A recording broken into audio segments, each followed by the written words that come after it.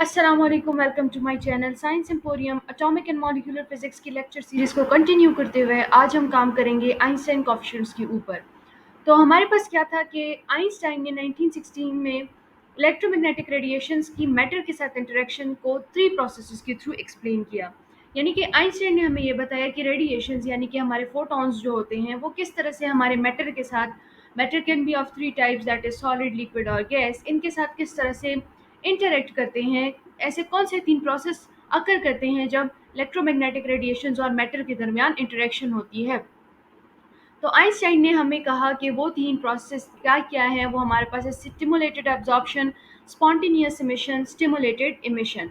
फिर इन्होंने साथ साथ जब इन्होंने ये तीन प्रोसेस एक्सप्लेन कर दी, फिर हमें ये कहा कि इन तीनों प्रोसेस से हमें थ्री कॉफिशेंट्स मिलते हैं जिनको उन्होंने आइंस्टाइन कॉफिशेंट्स के नाम दिए, जिनमें हमारे पास B12 आता है जिसको Einstein coefficient for stimulated absorption हम कहते हैं।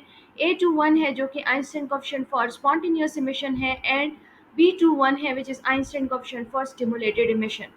नाउ आइंस्टाइन कोएफिशिएंट्स का जो टॉपिक है दिस इज क्वाइट इंपॉर्टेंट, क्योंकि ये ना सिर्फ आपको एटॉमिक एंड मॉलिक्यूलर फिजिक्स में आप इसको स्टडी करते हो बल्कि आप इसको लेजर फिजिक्स में भी देखते हैं।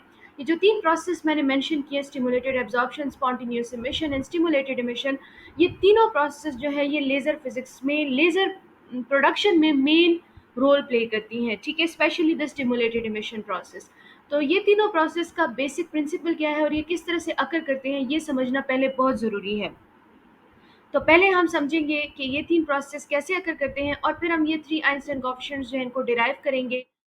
तो आइंस्टाइन के तीन प्रोसेस में सबसे पहला प्रोसेस है एब्जॉर्प्शन ऑफ रेडिएशन और लाइट। अब एब्जॉर्प्शन ऑफ रेडिएशन के साथ हम एक वर्ड लगा रहे हैं दैट इज स्टिमुलेटेड एब्जॉर्प्शन। तो ये चीज़ आपने याद रखनी है कि एब्जॉर्प्शन हमारे पास क्या होती है, हमेशा स्टिमुलेटेड रहती है। स्पॉन्टेनियस एब्जॉर्प्शन नाम की कोई कॉन्सेप्ट नहीं है, यानी कि स्पॉन्टेनियसली एब्जॉर्प्शन नहीं होती रेडिएशंस की, बल्कि हम जो है कुछ एनर्जेटिक फोटॉन्स को लेते हैं और उनको बम्बार्ड करते हैं किसी टारगेट के ऊपर। यानी कि हमेशा ये एक इंड्यूस प्रोसेस रहेगा, स्टिमुलेटेड प्रोसेस रहेगा, ये स्पॉन्टेनियसली अकर नहीं होता। अब इस प्रोसेस में क्या होता है कि लेट्स से आपके पास दो एनर्जी स्टेट्स हैं।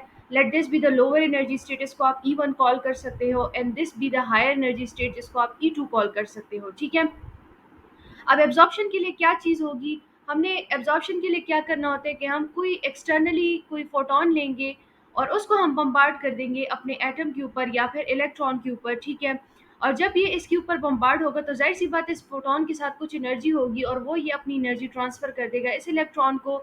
ये इलेक्ट्रॉन अब हमारे पास क्या बन जाएगा, एक एनर्जेटिक इलेक्ट्रॉन बन जाएगा। इसके पास अब एनर्जी होगी कि वो इस लोअर स्टेट को या ग्राउंड स्टेट को छोड़ के किसी हायर एनर्जी स्टेट में चला जाए। अब ये जब इस इलेक्ट्रॉन ने फोटोन को से एनर्जी ली है, this actually is known as the absorption process. Photon जो है हम ये कहेंगे वो एब्जॉर्ब हो गया है इनटू द इलेक्ट्रॉन, एंड ये फोटोन से एनर्जी लेके एब्जॉर्ब करके जो है इलेक्ट्रॉन किधर चला गया है, हायर एनर्जी स्टेट में चला गया है। This actually is known as absorption of radiations. ठीक है, तो ये दोनों फिगर्स आप देख सकते हो, यहाँ पे फोटोन की एब्जॉर्प्शन हो गई, इलेक्ट्रॉन जो है वो हायर एनर्जी स्टेट पे चला गया है और अब ये यहाँ पर आ गया है into the higher energy state और द E2 स्टेट। ठीक है, सो दिस वाज बिफोर और ड्यूरिंग एब्जॉर्प्शन का process and this is after absorption process. अब सेकंड हमारे पास प्रोसेस क्या था, हमने कहा स्पॉन्टेनियस इमिशन। तो स्पॉन्टेनियस इमिशन में क्या होता है कि हमारे पास जो इलेक्ट्रॉन हमने एब्जॉर्प्शन के वक्त हायर स्टेट पे भेज दिया था, अब वो इलेक्ट्रॉन जो है इसके पास एनर्जी मौजूद है। ठीक है, उसने एनर्जी रिलीज नहीं की वापस, उसके पास अभी भी मौजूद है और वो किधर मौजूद है, वो हायर स्टेट में इलेक्ट्रॉन हमारा मौजूद है। अब जाहिर सी बात है, हमें पता है कि इस पूरे यूनिवर्स में जो सी भी जितनी भी चीज़ें मौजूद हैं वो सब अगर अनस्टेबल स्टेट में मौजूद है तो वो स्टेबिलिटी की तरफ जाती हैं। ठीक है, तो इसी तरह इलेक्ट्रॉन जिसके पास बहुत ज़्यादा एनर्जी है ये एक अनस्टेबल स्टेट में मौजूद है। ठीक है, तो ये क्या करेगा, वापस अपनी स्टेबिलिटी गेन करेगा जिसके लिए ये जंप करेगा from the higher energy state back to the lower energy state. ठीक है, सो ऐसे केस में जब इलेक्ट्रॉन वापस लोअर एनर्जी स्टेट में आएगा विदाउट एनी एक्सटर्नल स्टिमुलाई, ठीक है, कोई हमने एक्सटर्नल इसको एनर्जी प्रोवाइड नहीं की बल्कि इसके पास अपनी जो एनर्जी है उसकी हेल्प से ये वापस लोअर एनर्जी स्टेट में आ गया और इसने एक फोटोन रिलीज कर दिया। ठीक है, वो एनर्जी इसने डेसिपेट कर दी या रिलीज कर दी। ऐसे प्रोसेस को हम क्या कहते हैं, स्पॉन्टेनियस इमिशन करते हैं। ये खुद ब खुद होता है, इसके लिए किसी एक्सटर्नल स्टिमुलाई की रिक्वायरमेंट नहीं होती। ठीक है, फिर हमने थर्ड प्रोसेस ये कहा कि हमारे पास स्टिमुलेटेड इमिशन होता है। तो स्टिमुलेटेड नाम से ज़ाहिर है it is again an induced process. यहाँ पे क्या होगा कि आपके इलेक्ट्रॉन के पास एनर्जी तो है, लेकिन वो इतनी ज़्यादा एनर्जी नहीं है कि वो electron directly lower energy state पर चला जाए। तो अब आप ऐसे केस में क्या करोगे कि आप एक्सटर्नली इसको फोटोन, एक और फोटोन देंगे, इसको एनर्जी देंगे। तो फोटोन इसके ऊपर आप बम्बार्ड कर देंगे। ठीक है, तो एक फोटोन इसने एब्जॉर्प्शन के दौरान क्या किया, एब्जॉर्ब कर लिया। अब एक दूसरा फोटोन हमने इसको तब प्रोवाइड किया जब वो एक्साइटेड स्टेट में था और डी एक्साइटेड स्टेट में जाना चाहता था।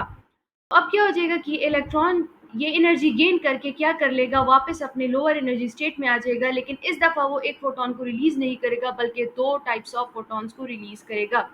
एक वो फोटोन जो कि इसने एब्जॉर्प्शन के टाइम पे एब्जॉर्ब किया था, ठीक है, और दूसरा वो फोटोन कि जब वो हायर स्टेट पे था और इसने एब्जॉर्ब किया ताकि वो लोअर स्टेट पे जा सके। So such kind of emission is known as stimulated emission because here we are providing an external stimuli to the electron so that it could go from the unstable excited state to the stable ground state. Okay, so these were all the three fundamental processes, that is stimulated absorption, spontaneous emission and stimulated emission. तो हमारे पास जो ये processes हो रहे हैं, चाहे वो stimulated absorption है, स्पॉन्टेनियस इमिशन है, स्टिमुलेटेड इमिशन है, इनमें जो फोटॉन्स की एनर्जीज है वो सेम रहेगी। इंसिडेंट फोटोन की इमिटेड फोटोन के साथ एनर्जी सेम होगी, यानी कि सपोज अगर आपने जो फोटोन इंसिडेंट किया हुआ है उसकी एनर्जी एच म्यू है, तो आपका जो इमिटेड फोटोन है उसकी एनर्जी भी एच म्यू होगी। अब हम कुछ ज़रा इंपॉर्टेंट टर्म्स को देखते हैं जो कि आगे डेरिवेशन में हमारे लिए यूज़फुल होंगी। जैसे कि आपके पास एक टर्म है which is known as the population of a state. तो पॉपुलेशन ऑफ अ स्टेट क्या चीज़ होती है, it actually is defined as the number of atoms per unit volume that occupy a given energy state, यानी कि number of atoms जो कि हमारे पास एक गिवन वॉल्यूम में किसी भी एनर्जी स्टेट को ऑक्यूपाई कर रहे हैं, that is known as the population of that state. यानी सिंपली कि हमारे पास कितने एटम्स एक एनर्जी स्टेट में मौजूद है। तो हमारी जो ये पॉपुलेशन ऑफ स्टेट है ये डिपेंड करता है किस चीज़ के ऊपर, टेम्परेचर के ऊपर, और इसको हम मैथमेटिकली राइट करते हैं as N is equal to e power minus E by k T, where k is actually the Boltzmann constant. ठीक है, तो ये एक्चुअली हमारे पास मैक्सवेल बोल्ट्जमैन लॉ को यूज़ करते हुए हम पॉपुलेशन ऑफ स्टेट को कैलकुलेट करते हैं। अब अगर आपके पास दो स्टेट्स हैं, एक स्टेट N1 है और एक स्टेट N2 है, तो उनके लिए आप क्या कर देंगे कि सिंपली अगर आप N1 स्टेट के लिए कर रहे हैं तो यहाँ पे E1 आप पुट कर दें। ठीक है, तो वो E1 की पॉपुलेशन हो जाएगी स्टेट की। सही हो गया। अगर आप N2 स्टेट की बात करें, N2 स्टेट की पॉपुलेशन आप फाइंड आउट करना चाहते हैं, ठीक है, तो तब आप क्या करेंगे कि आपने यहाँ पे जो स्टेट है वो भी E2 ले लेना है। ठीक है, तो आपका एनर्जी स्टेट E2 हो जाएगा और पॉपुलेशन उसकी N2 हो जाएगी। तो ये आपके पास जर्नल फार्मूला है, इसको आप जितनी भी स्टेट्स तक स्पेसिफाई करना चाहते हैं आप कर सकते हैं। ठीक है, इसके अलावा आपके पास नेक्स्ट टर्म आती है which is known as the relative population. और रिलेटिव पॉपुलेशन सिंपली आपके पास क्या होता है, it is the ratio of the two states, यानी कि जो आपके पास एनर्जी स्टेट 1 के लिए जो पॉपुलेशन है और जो एनर्जी स्टेट 2 की जो पॉपुलेशन है, उन दोनों का रेशियो अगर आप ले लेते हैं तो आपके पास क्या हो जाती है, रिलेटिव पॉपुलेशन बन जाती है, जिसको हम मैथमेटिकली ऐसे लिखते हैं। ठीक है, अगेन ये मैक्सवेल बोल्ट्जमैन लॉ के थ्रू हमने फाइंड आउट किया हुआ है। ठीक है, और अब यहाँ इस फॉर्मूले को हम जब अपनी डेरिवेशन में यूज़ करेंगे तो वहाँ पे हम N2/N1 का रेशो नहीं लेंगे बल्कि N1/N2 का लेंगे। तो अगर आप इसको N2/N1 को N1/N2 करेंगे तो आपके पास इक्वेशन कुछ इस फॉर्म में आएगी। ठीक है, आपने सिंपली इसका रेसिप्रोकल ले लिया है, उल्टा इसका ले लिया है। ठीक है, अगर आपने N2/N1 को इस चीज़ की इक्वल लिया है तो N1/N2 आपके पास इस टर्म के इक्वल आ जाएगा। अच्छा, ये चीज़ भी आप माइंड में रख लें कि ये जो एनर्जी डिफरेंस होता है ये आपको पता है डेल ई की इक्वल होता है और डेल ई आपके पास एच म्यू के इक्वल होता है। तो आप इस इक्वेशन को H mu by k T की फॉर्म में भी लिख सकते हैं। अगेन के यहाँ पे दोनों इक्वेशंस में बोल्ट्जमैन कांस्टेंट है और टी आपके पास टेम्परेचर है। सही हो गया। तो हमने ये तीनों प्रोसेसेस देख लिए हैं, स्टिमुलेटेड एब्जॉर्प्शन भी हमने देख लिया, स्पॉन्टेनियस इमिशन भी देख लिया और स्टिमुलेटेड इमिशन भी देख लिया है। अब इन तीनों प्रोसेस से जो हमें ये तीन आइंस्टाइन कोएफिशिएंट्स मिलते हैं इनको देखते हैं और इनको डिराइव करते हैं कि हमें कैसे मिलेंगे। तो सबसे पहले हमारा आता है स्टिमुलेटेड और इंड्यूस्ड एब्जॉर्प्शन। ठीक है, यहाँ पे आपको अगेन फिगर के थ्रू वही प्रोसेस बताया गया जो कि अभी मैंने प्रीवियसली आपको एक्सप्लेन कर दिया एब्जॉर्प्शन का प्रोसेस, कि यहाँ से आपके पास कोई फोटोन आएगा, यहाँ पे आपका एटम या इलेक्ट्रॉन मौजूद होगा जो कि वो उस एनर्जी को एब्जॉर्ब करके एक्साइटेड स्टेट में चला जाएगा, and this is known as stimulated और इंड्यूस्ड एब्जॉर्प्शन। तो अब हम क्या देखते हैं, हम कहते हैं कि लेट से आपके पास ई म्यू क्या है, ये एनर्जी डेंसिटी है इंसिडेंट रेडिएशंस की, और जो आपके पास रेट है स्टिमुलेटेड या इंड्यूस्ड एब्जॉर्प्शन का उसको हम रिप्रेजेंट करते हैं बाय दिस। ठीक है, तो हम कहते हैं कि हमारे पास जो ये रेट है, रेट ऑफ स्टिमुलेटेड एब्जॉर्प्शन है, that is directly proportional to N1, that is the population of the first state. ठीक है, and to the energy density, ठीक है, ऑफ द रेडिएशंस। तो ये दो हमने इसके लिए रेट ऑफ स्टिमुलेटेड एब्जॉर्प्शन को कैलकुलेट करने के लिए हमने ये दो प्रोपोर्शनैलिटीज़ ली। एक हमने ये कहा कि जो पॉपुलेशन है स्टेट वन की, ठीक है, एनर्जी स्टेट E1 की जो पॉपुलेशन है उसके साथ रेट ऑफ स्टिमुलेटेड एब्जॉर्प्शन जो है डायरेक्ट रिलेशन रखता है, और दूसरा एनर्जी डेंसिटी ऑफ रेडिएशंस के साथ। तो इन दोनों को कंबाइन करते हैं हमारे पास क्या बन जाएगा, R stimulated absorption is directly proportional to N1 E nu. Now हम इस प्रोपोर्शनैलिटी साइन को रिमूव करेंगे तो हम कोई कांस्टेंट ऐड करेंगे। अब यहाँ पे जो हम कांस्टेंट ऐड करेंगे that would be known as the Einstein coefficient for stimulated absorption, ठीक है। और यहाँ पे हमने जो ये 1 2 लगाया हुआ है, दिस इंडिकेट्स कि हमारे पास जो एटम है या इलेक्ट्रॉन है वो स्टेट 1 से स्टेट 2 में चला गया है। तो इस तरह से हमने फर्स्ट अपना आइंस्टाइन कोएफिशिएंट जो है वो डिराइव कर लिया है, और हमने साथ ही रेट ऑफ स्टिमुलेटेड एब्जॉर्प्शन जो है वो भी कैलकुलेट कर ली है। Let this be equation number 1। इसके बाद हम आते हैं स्पॉन्टेनियस इमिशन की तरफ। तो अगेन हमारे पास वही उसी तरह प्रोसेस आपके पास फिगर के थ्रू पेश किया गया है कि ये देखिए आपके पास इलेक्ट्रॉन या एटम जो है वो एक्साइटेड स्टेट में मौजूद है। अब ये खुद ब खुद क्या हो जाएगा, वापस अपने ग्राउंड स्टेट में आ जाएगा और एक फोटोन रिलीज कर देगा। This is our spontaneous emission. अब यहाँ पे भी हम again rate of spontaneous emission को कैलकुलेट करेंगे। तो हम कहते हैं कि जो रेट ऑफ स्पॉन्टेनियस इमिशन है that is directly proportional to the population of state 2, ठीक है। ये आपके पास स्टेट 2 है और इसकी पॉपुलेशन जो है इसके साथ जो रेट ऑफ स्पॉन्टेनियस इमिशन है वो डायरेक्ट प्रोपोर्शनलिटी रखता है। अब इस प्रोपोर्शनलिटी साइन को हम रिमूव करेंगे तो आपके पास क्या आ जाएगा, R spontaneous emission is equal to A21 and 2। Let this be equation number 2 and where A21 is actually the Einstein coefficient for spontaneous emission, and 21 हमने क्यों लिखा है, क्योंकि यहाँ पे जो इलेक्ट्रॉन है या एटम है वो स्टेट 2 से स्टेट 1 में चला गया है। अब एक चीज़ पे आपने गौर किया होगा कि यहाँ पे हमने इसकी प्रोपोर्शनैलिटी जो है वो एनर्जी डेंसिटी ऑफ रेडिएशंस के साथ नहीं ली। तो इसका साफ रीज़न ये है कि स्पॉन्टेनियस इमिशन में हम कोई एक्सटर्नली रेडिएशंस प्रोवाइड नहीं करते कि जिसकी एनर्जी डेंसिटी के साथ हम रेट ऑफ स्पॉन्टेनियस इमिशन को क्या करें, रिलेट करें, ठीक है। हम एक्सटर्नली कोई सोर्स प्रोवाइड नहीं करते कि हमारे पास इमिशन हो जाए, ठीक है, ये खुद ब खुद हो जाती है। सो दैट्स वाई हम यहाँ पे एनर्जी डेंसिटी का कॉन्सेप्ट नहीं इंट्रोड्यूस करवाते, सही है। तो अब ये आपके पास क्या हो गया, सेकंड आपने आइंस्टाइन कोएफिशिएंट भी फाइंड कर लिया और आपने रेट ऑफ स्पॉन्टेनियस इमिशन को भी कैलकुलेट कर दिया है। अब थर्ड हमारे पास आता है स्टिमुलेटेड इमिशन। तो अगेन आपके पास ग्राफिकली इसको या डायग्रामेटिकली आपको ये शो कर दिया गया है कि अब यहाँ पे क्या था कि एक्साइटेड स्टेट में जो आपका एटम या इलेक्ट्रॉन मौजूद था उसको आपने एच म्यू की एनर्जी प्रोवाइड की, जिसकी वजह से वो एक्साइटेड स्टेट से डी एक्साइटेड स्टेट में आ गया और इसने 2 फोटॉन्स जो है वो रिलीज़ किए। अब यहाँ पर चूंकि हमने एक्सटर्नल रेडिएशन सोर्स प्रोवाइड की है इसको, तो उसकी वजह से अब यहाँ पे आपने एनर्जी डेंसिटी ऑफ रेडिएशन के साथ इस इमिशन की रेट को प्रोपोर्शनल रखना है, ठीक है। तो क्या हो जाएगा आपके पास, the rate of stimulated emission is directly proportional to the population of state 2 and to the energy density। तो आप इस दोनों को कंबाइन करेंगे तो आपके पास क्या आ जाएगा, rate of stimulated emission is directly proportional to N2 into E nu. Now अब यहाँ पे क्या हो जाएगा आपके पास कि आपने इस प्रोपोर्शनैलिटी साइन को रिमूव कर देना है और आपने कांस्टेंट प्लेस कर देना है which will be known as the Einstein coefficient for the stimulated emission. और आपने अब यहाँ पे अगेन आइंस्टाइन कोएफिशिएंट को भी कैलकुलेट कर दिया है और आपने रेट ऑफ स्टिमुलेटेड इमिशन को भी कैलकुलेट कर दिया। Let this be equation number 3। और अगेन यहाँ पे जो 2 1 लिखा हुआ है दिस इंडिकेट्स कि आपका जो एटम है या इलेक्ट्रॉन है वो स्टेट 2 से स्टेट 1 में चला गया है। अब फर्दर हम यहाँ पे कुछ और डेरिवेशन करते हैं। यहाँ पे हम क्या कहते हैं, हम कहते हैं कि सपोज आपके पास क्या है, थर्मोडायनामिक इक्विलिब्रियम है। तो ऐसे केस में आपके पास क्या हो जाएगा कि रेट ऑफ स्टिमुलेटेड एब्जॉर्प्शन जो है वो स्पॉन्टेनियस इमिशन और स्टिमुलेटेड इमिशन के सम की इक्वल हो जाएगा, ठीक है। Let this be equation number 4।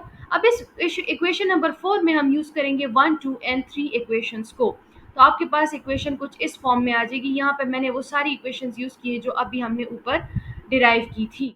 यहाँ पे हम क्या कर रहे हैं कि हम जो ये B21 है और B12 है इनकी टर्म्स को जो है हम एक तरफ कर रहे हैं और A21 की टर्म्स को दूसरी तरफ कर रहे हैं। तो इससे आपके पास इक्वेशन कुछ इस फॉर्म में आ जाएगी, या फिर आप ऐसे भी कह सकते हैं कि let's subtract B21 and 2 E new on both sides. तो आपके पास ये सारी टर्म्स एक तरफ आ जाएंगी और A21 and 2 दूसरी तरफ चला जाएगा। यहाँ पे आपके पास कॉमन टर्म कौन सी है, E न्यू है, that is the energy density of radiation, तो उसको आपने कॉमन ले लेना है और अंदर आपके पास रह जाएगा B12 N1 minus B21 N2 is equal to A21 N2।